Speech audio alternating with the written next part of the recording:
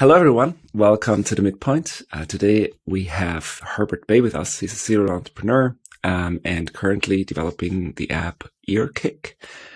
It's a tool for mental health in the workplace, and it's going to be super interesting to talk about that later on. But it's also super interesting to hear more about Herbert's story, and you'll see why in a bit.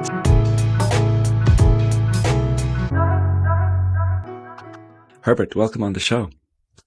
Thank you for having me, Rico. Cool to be here.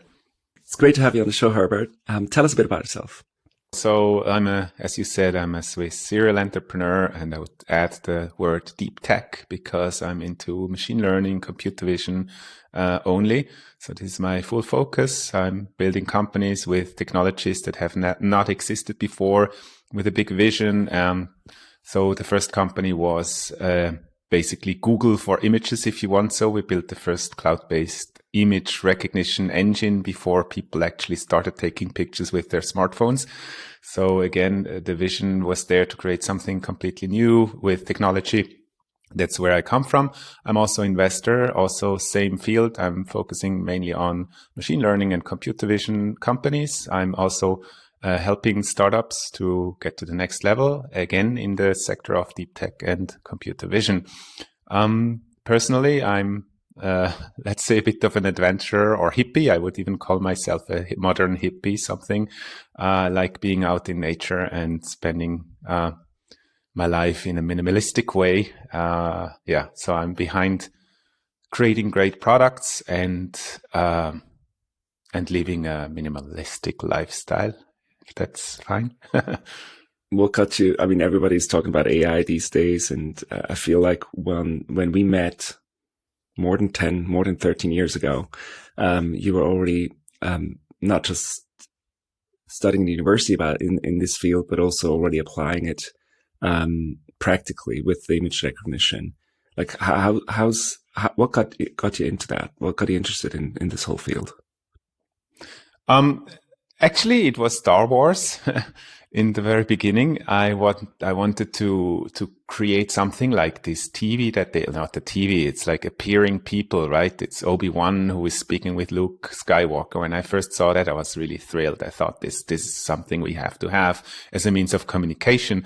And I was trying to build like a 3D TV, something like this that you can see the person in 3D. And then pretty early, already in 99, I was drawn into AR, VR, and I saw, it's possible using these technologies, and I wanted to learn more. And so I was all about the computer vision, and I knew that there must be some basics to be solved, like the 3D computation, 3D representation. So I started my PhD at the Computer Vision Lab, doing 3D reconstruction of any kind of objects and so on. And that was there where I basically co-invented SURF, the algorithm that actually can do image correspondences. And this also led to image recognition and the basic technology for Kuaba, the first company. So this is my interest, and now it changed a bit over time. I saw that technology is advancing, and we are having still huge problems on this planet, and especially mental health problem. We're running into a deep crisis currently. There's so many people affected by mental health issues, and the system cannot follow up. There's not enough therapists. People don't have money to spend on therapy. So we need a scalable solution. And I believe that the technology, and we can actually show now with efficacy of our technology, that technology can really help people. And we got amazing feedback now, but I'm already a bit too late now. Too in advance in the topics, I guess. But well, we definitely get back to that in a second. But let's take a step back to after your first startup was acquired. Mm-hmm. If I remember correctly, you went ahead and bought a sailboat, or did you already own that? Actually, already owned that. The dream was to go on a sailing trip, since I can think. Basically, in kindergarten, I wanted to already set sail and explore other places on the earth. So as a child, Sure. Sorry. No, go ahead. I was just saying, like, if somebody has a dream to go on a sail trip, they go to Greece or maybe Turkey. You went a little bit further, didn't you? Yes. No, I mean the dream was not just to go on a sail trip. It was to really explore places I've never been to, or basically the South Sea the South Pacific is still and was very much of a dream for me. So I wanted to go there and see these islands and the atolls and all the great places there, the solitude as well. So that I was drawn to these foreign places. Again, everybody would take a plane, fly to French Polynesia, and then explore it from there. You took your boat, and you took your boat over there, didn't you? Like, how did you tell us a little bit about that trip? Where did you go from? From where did you start? Yeah, so basically we started from south of France and then went through the Mediterranean Sea and across the Atlantic Ocean and then through Panama Canal into the Pacific Ocean and then there we stayed about 2 years, I think. And then we went to New Zealand and sold the boat and came back to Switzerland. Yeah, but traveling by boat is different than by plane, right? Because it's basically in walking pace, so you see every bit passing, and it's like you do the path on your own. It's like walking. It's more rewarding because you do something to get there, right? If you step in a plane, you don't do much. You maybe complain about the service on the plane and how the plane is too late and whatever went wrong. But when you do the trip on your own, with your own efforts and so on, it's really different. But that makes sense. I can just imagine, I cannot understand that your dream is the South Pacific, but actually getting there sounds a lot more tedious. And that's already part of the experience, right? So how long did it take you to get from south of France to the South Pacific? About 2 years, I guess. We went. Oh, wow. Yeah. And how long did you stay down there afterwards? Also 2 years. Okay. So, okay. At least it's a little bit, balanced, but that sounds like a hell of a trip. Over the Atlantic I don't sail, so I can only, what I hear and read, sort of crossing the Atlantic can be dangerous too. Like how did that, was that an adventure on its own? Yeah, I think it was the first crossing. As the first crossing, it's always a bit, I was really nervous and, that was basically not worst, but, I was most worried for the Atlantic crossing. But on the other side, if you look at the statistics, one should be more worried to take the car from here to town or something, to Zurich, or it's much more dangerous on a statistical level. Mm-hmm. And I always told myself that it's actually not statistically not dangerous, but you feel like away from civilization, right? Although there's a lot of boat traffic on the Atlantic Ocean, so you probably get help within an hour or two if really something would happen. But so the preparation for the Atlantic crossing was the preparation I took most efforts in. The Pacific then was completely different. I didn't really care about the preparation anymore because I saw the Atlantic was wonderful and went fine. So for the Pacific, we just went off and set sail. Yeah. Gotcha.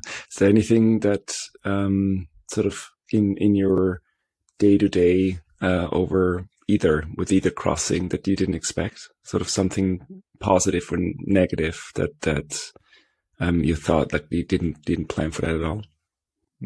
No, not really. So I'm not really a dramatic person, so I could make up a lot of stories about huge storms and waves and how uncomfortable it was and so on. There were, of course, times where it was really tedious to wash the dishes.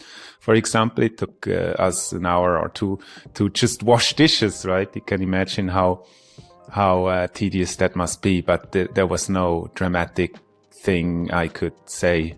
Maybe I should be more dramatic than people, because people want dramatic stories.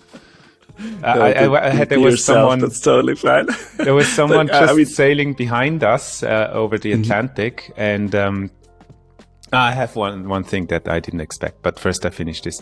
So there was someone sailing just right behind us on the Atlantic, and he was reporting that was the worst trip ever. He already crossed the Atlantic before twice, and he never got that bad weather and so on. What the hell is he talking about? Okay, it's a bit wavy, but it's not that much of a drama, right? But then actually he needed to sell these stories to the public, so he made it like maybe sound a bit more dramatic. That's what people wanted. Gotcha. But yeah, the thing that was unexpected were the algae. They were floating on the water, and we had a manual autopilot. It's basically a wind vane, so it's a mechanical thing. It's not electronic, but it's mechanical, and the algae would go into the rudder of the wind pilot and make it really difficult to steer the boat. So every half hour we had to remove the algae around this rudder. It was really tedious. I couldn't really sleep for a couple of days, but and I've never read about it. No one reported in all the books I've read about the algae. They were all saying, we have great weather. We were fishing the whole day. You could forget to fish. I mean, you put the line in there and it was full of algae 10 seconds later. There's no way of fishing anything. So I was pretty surprised that we had that much of algae then. Yeah, I mean, and so imagine if you don't clean it, you're stuck there, right? So you have to clean it to get out of it as well. No, you have to clean it, because otherwise the autopilot doesn't work. You don't want to be all the time on the helm. But we needed to clean it every half hour, basically. I had to clean it because it was pretty heavy to lift and so on. So I could dramatize this and say how wild it was, and I almost fell over in the water. But it was just like work to do every day or every half hour. Yeah. It still sounds like to me, like a crazy trip to cross the Atlantic. Maybe it stems from my fears, of deep waters or something like that. I don't know. But it's you make it sound very easy. And it went maybe it was also because it was the first time comparatively to the other guy that you kind of accommodated with how it was, at that time. I'm sure, though, everybody, I think for context, needs to know that you brought your whole family with you as well. Mm-hmm. Was that, how did that, you wanted to go how did that start even?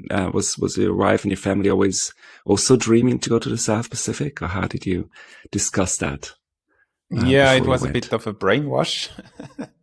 So, over time I could convince my wife especially to actually do it. And, but it took some time and slow, but it worked out. So it was good. I mean, the kids, they were 2 and 4 when we started. Wait a minute. Yeah, 2 and 4 when we started.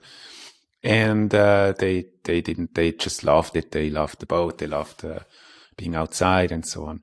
But actually, I wanted to say that I was really worried on the trip over the Atlantic about something happening to the kids, that, for example, the mast would break and fall on the kids and kill them or something. And, I was at some point, maybe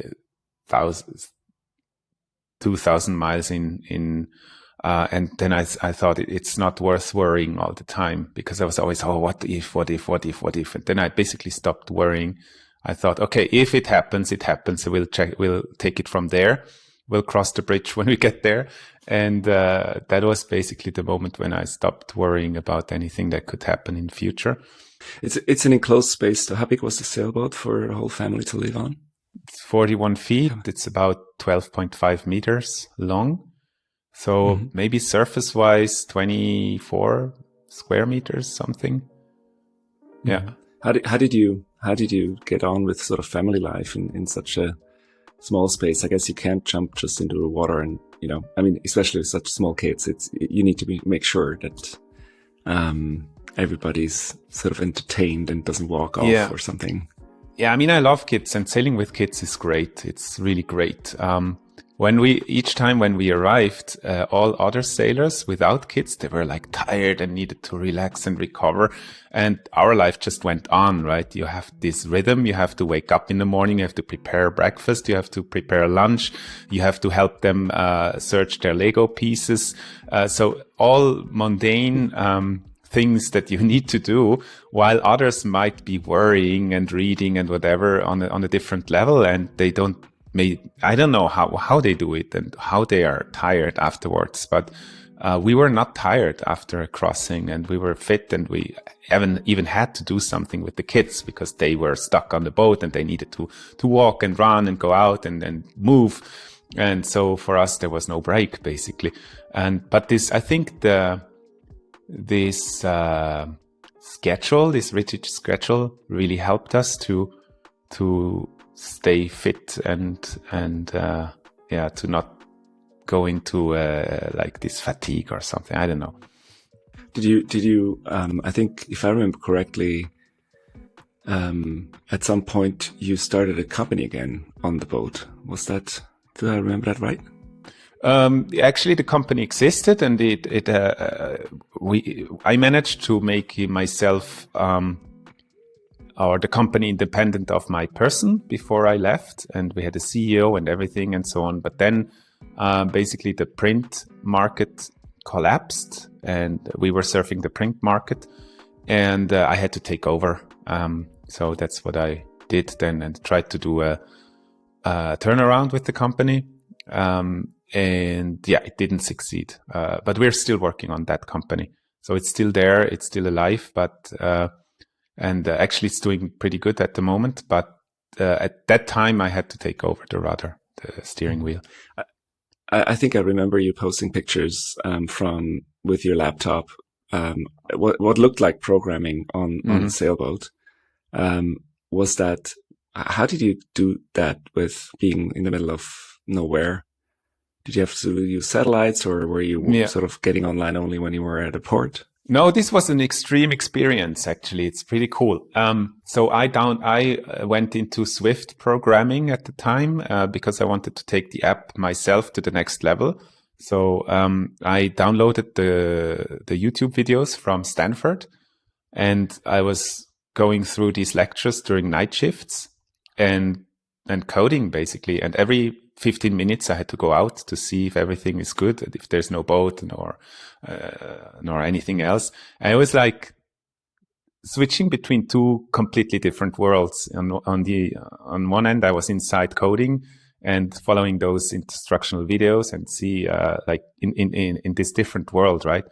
And then when I go out and it was windy and flying fish and whatever, and moon and dark and waves and wet and everything. But it was really a huge change. But then also the thing is, I learned to actually read bugs. If I had a bug, usually what people do, current developers, they just copy paste and check it on Stack Overflow and then copy paste the answer back into the code. That was impossible because there's no internet. And so I actually had to read what was going on and understand what was going on. I went into the sources of the files, and actually it took less time to debug than browsing the web, and I understood the error. So this actually changed the way I tackle things. Then I also I had to create the local server on the boat. So I used the chart plotter, which had a Wi-Fi unit to show the chart or the map on the phone. So I used the Wi-Fi of the chart plotter as a local server. I could simulate it and simulate the app environment and everything, and run the development, the staging environment on the boat. It's a bit technical what I'm saying now. Did any of No, that's fine. Yeah, but it sounds very ingenious. Did any of your kids benefit from that as well? Did they also get into programming, or when they saw? I mean, usually you copy what you see the parents are doing. So I'm pretty sure they're pretty good at sailing now. But how about anything else? So it was in the Pacific. We followed a program, a US program, Calvert School, and at some point it was about mental math, and there were exercises online. I mean, you can imagine it's not possible to go online. So I created an app with the kids, mental math. I'm not sure if it's still on the App Store, but it would give random exercises for mental math, and it would train them to do mental math faster. So there was a version 1 and version 2 for advanced, and it was really cool. So they did the background, they did the graphics and so on, and they chose what design elements would be in there. I think they liked it a lot to create this app, and we made a bit of money, but not so much. So it helps. But kids. Their very first project, I guess, to become an entrepreneur like yourself. Yeah. Did you? So then at that point you're already in South Pacific. What was the experience now that you've finally arrived at your dream location to explore? What did you explore? What did you find there? Well, it was amazing. It's really great. It's a very simple life there. It's not like the Caribbean, and we were at places where there is no tourists, and there's maybe 5 boats per year or something. So we were really at random places, remote places. Sorry, and that was amazing. People, they live a different life there. It's a very close community as well. There's no possibility of buying things like here. There's no supermarket. There's no toy stores for the kids if you want. There's just a boat coming once per month from Papeete, from Tahiti, with some basic stuff. And the bakery would run out of flour at some point if the boat is late, and you cannot buy bread anymore. You have to bake it yourself. We made my wife made the cheese herself. I made my kind of alcohol myself, even if it's actually forbidden, but everybody is doing it. It's kind of a sort of beer from coconut water and yeast and some sugar, and rice. You can put rice in as well. I think it's called como. And I tried hunting. Underwater hunting was possible, but there was only one sort of fish we could eat because of the ciguatera. There's an illness there for the fish, and it's deadly for a human. And there's just one sort of fish we could fish. And there were so many sharks as well, so I gave up fishing and underwater hunting pretty quickly. We tried to hunt chicken, but they escaped. So we were not really successful. And I'm anyway not so into eating meat and fish, but yeah. So it was a bit living like Robinson. Views. It sounds like living like Robinson, definitely. Very adventurous indeed. Before you then, now that you're back, do you think that your view sort of on nature, sort of how we exist or coexist with nature, change over that period of time living on those islands? Difficult to say. I think what changed was definitely the reality. Like, I always dreamed about those places, right? So I had an image in my head about how it is like to be there. And when I was really there, it was, of course, different than in my dreams. And so this is like a reality check. It's like also living on a boat. It's really difficult to imagine how is life to live on a boat. It's very difficult. For me, it was impossible. I mean, I spent a lot of time on boats during vacation and so on. But to really live on a boat is very difficult unless you really do it. Imagining it is difficult, I mean. And same for the South Pacific. It's difficult to imagine how life really is there. And when you're there, it is as it is. And I could probably now easily survive there, because there's everything. There's I mean, you need to learn some basic things, how to open coconuts and how to fish and how to whatever. I mean, everything is there basically. Fishing and coconut is most important. I mean, it sounds like you're restricting yourself compared to what we have here. Coming back, it must have felt like full abundance of everything you want every time at any time and everywhere. How did you manage? How's the feeling that coming back and then basically having it all at your fingertips? It's an amazing feeling. Yeah, I must say it was sometimes painful because you don't get the things, especially for a boat repair. It already started in the Caribbean when we needed a replacement piece or something. Then it was really difficult to get. I had to order it from New York and so on. And in the Pacific, it's just no way. Yeah, there's no way of getting any replacement pieces and so on. And then for basic things like cheese was the big thing. I mean, at some point you were there. I think my wife left a cookbook on purpose on the navigation table. And when it was, actually, we didn't see each other during the passages, because when she would go to bed, I would wake up and we just had like a couple of seconds that we say hi.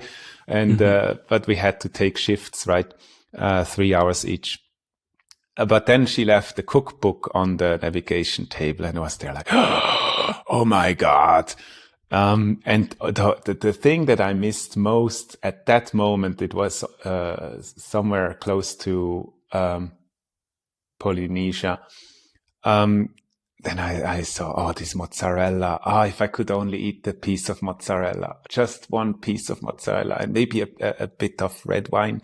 That would be so good.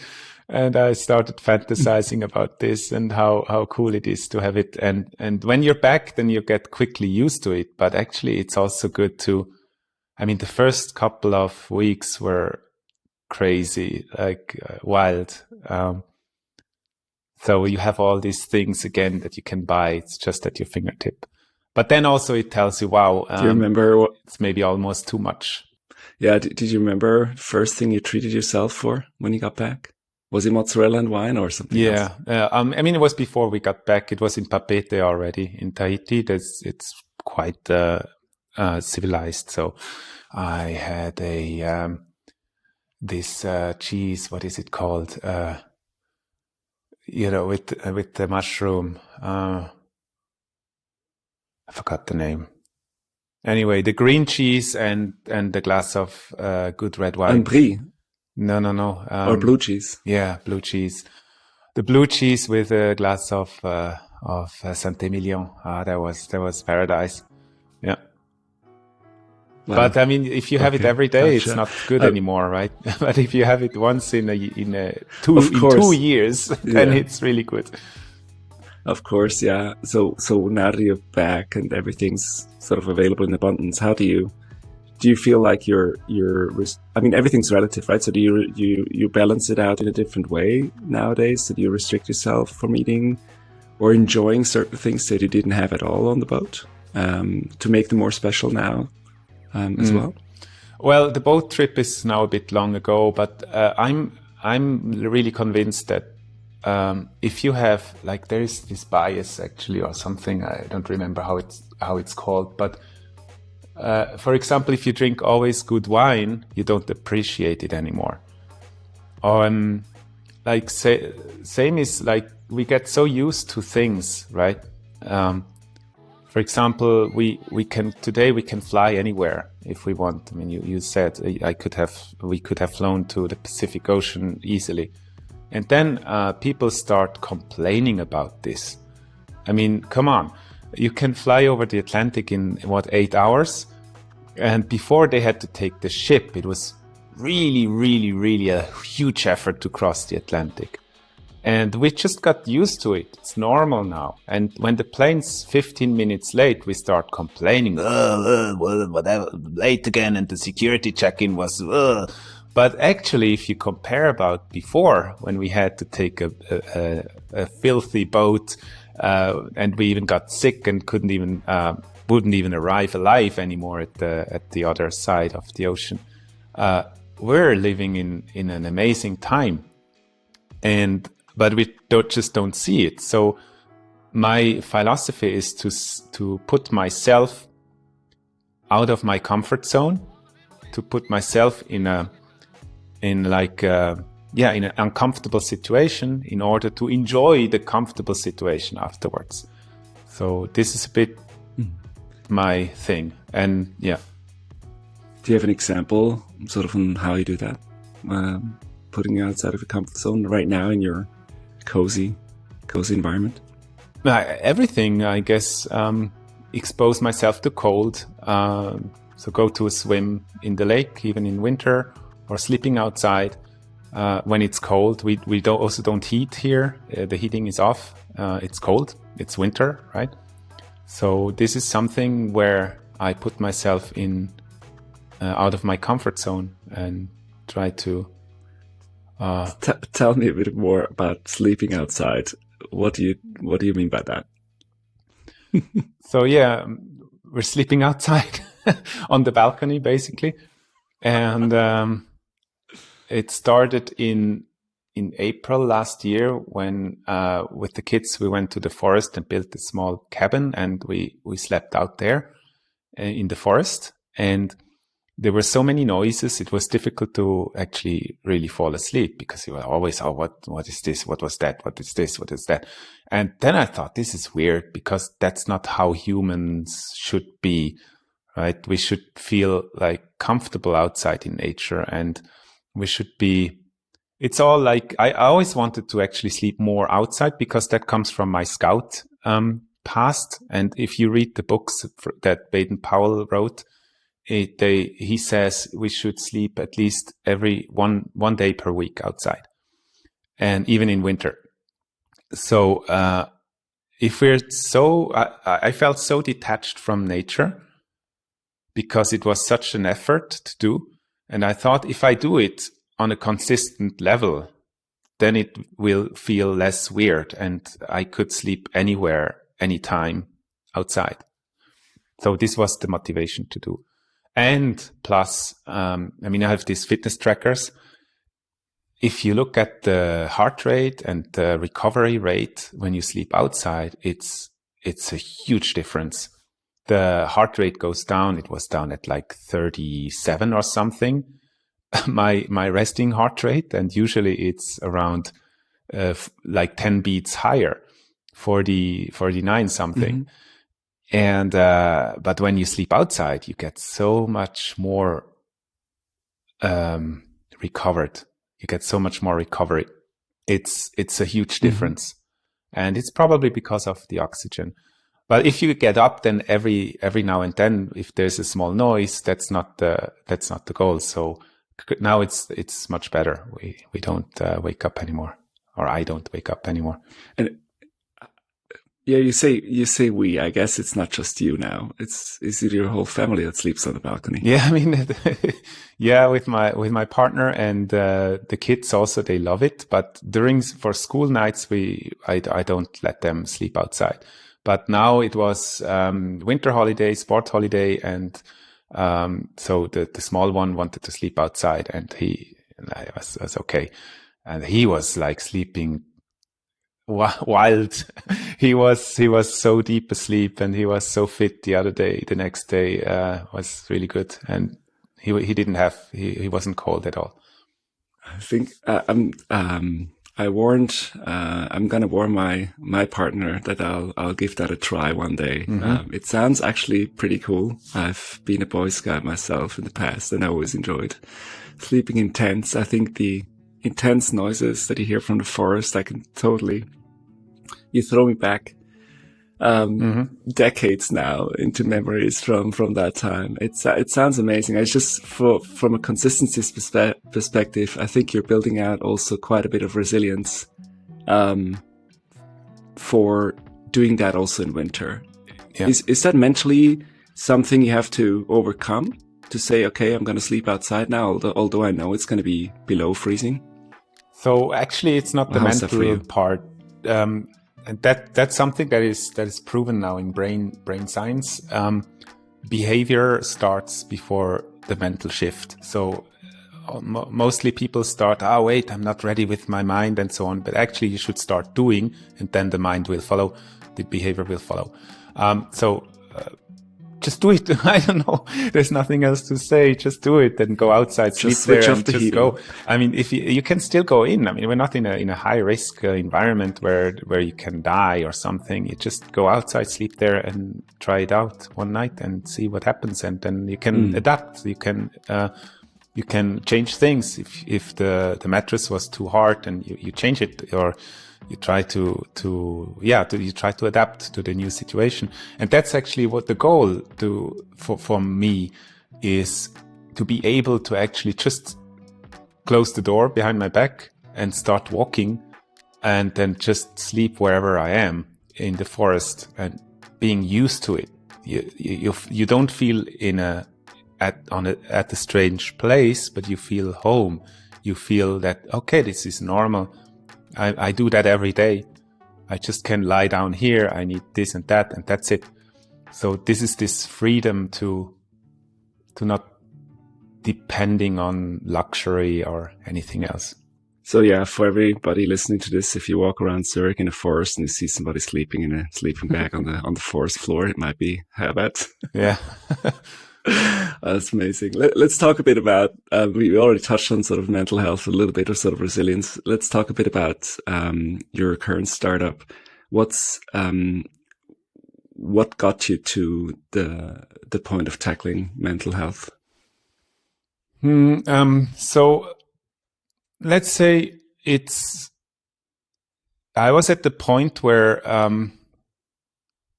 I was thinking what to do with my life, and I don't know how to say that best, but so I still feel really fit and I can do things, right? I love creating great products, and I love working with technology, and I love helping solve problems. And what I saw already like 15 years ago was that friends of mine, they went into burnout, they went into mental health issues, they had a hard time. Fortunately, it never touched me. I of course I had a lot of stress with the company, but I never went into a burnout. I never had any. I'm really lucky. I don't suffer from anxiety. I don't suffer from depression, but some people around me did, and this made me feel really, how I say, machtlos. I couldn't do anything about that. I felt like paralyzed. I couldn't do anything. So, and I have this strong belief that technology can help there. And so about 5 years ago, things started to arrange themselves. So technology went to a point where it was ready to measure certain biomarkers. And I also worked for Magic Leap in this same field. So we try to track biomarkers and the user from the headset. And then what's a biomarker, Herbert? So biomarkers means any biofeedback from the user, whatever that could be. For example, heart rate is a biomarker, or stress level is a biomarker. We're looking into more mental health biomarkers. We can actually assess the user's mental health from the voice and typing behavior, face. So we have a multimodal approach to assess the user's mental health based on several signals. And so this is the measurement part is possible. And currently we just basically yesterday we released our version for intervention, real-time intervention part that not only understands the user, but also gives advice to the user and feedback to the user in real time, what to do, how to improve their lives. And this goes really beyond any possibility for therapists as well. It of course, it helps improve therapists' life as well, because we look at so many data, so much data. One human could never look at this. I mean, do you know any therapist looking at sleeping pattern, weather conditions, location, period tracker, vocal biomarkers, meditation sessions, heart rate? No one is doing that. That's far too much information for a human being. But if you feed an algorithm with all this information, it basically constructs a multidimensional space where people are not saying, hey, you're depressed or not. It's not that binary anymore. But it can be someone struggling with bad mood or low mood, low energy, but being this and this and that. So there's thousands of combinations now possible, and we can find solutions for all these thousands of combinations using technology. And that really helps therapists to help their patients more. And eventually companies to have a healthier workforce.